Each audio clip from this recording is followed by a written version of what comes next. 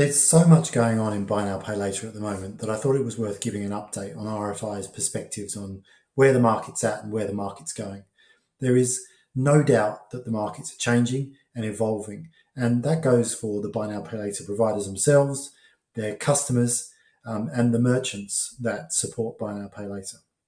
Now, I am, as many of you know, a huge fan of data, and I love nothing more than looking at some of the data that RFI has been collecting over the last 4 years in markets like Australia, the UK, and New Zealand on buy now, pay later and how it's evolved, and then marrying that with data that we're capturing in markets like China and India and Malaysia, in Sweden and the US, on how the market could evolve going forward. A couple of observations that I've made and that we've noticed within the data.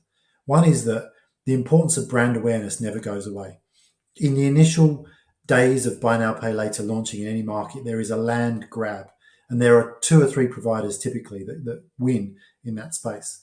But as the market matures and as the customer base becomes much more fixed, the users themselves begin to use buy now, pay later brands more promiscuously, and they use more frequently.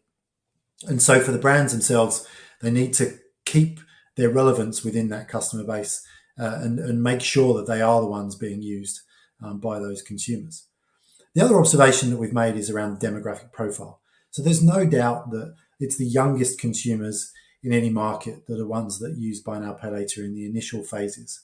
But as the market matures, as use cases broaden, then we see consumers in the 35 to 55 age bracket jumping on board, maybe as fast followers, but they certainly make up growth after those initial stages when the younger consumers come in.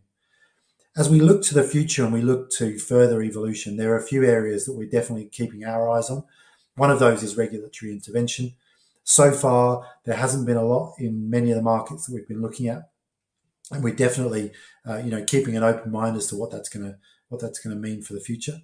The second one is around business models, notably funding, and of course partnerships and acquisitions with platforms and banks. The Square acquisition of Afterpay was obviously a big piece of news that came through in the last couple of weeks.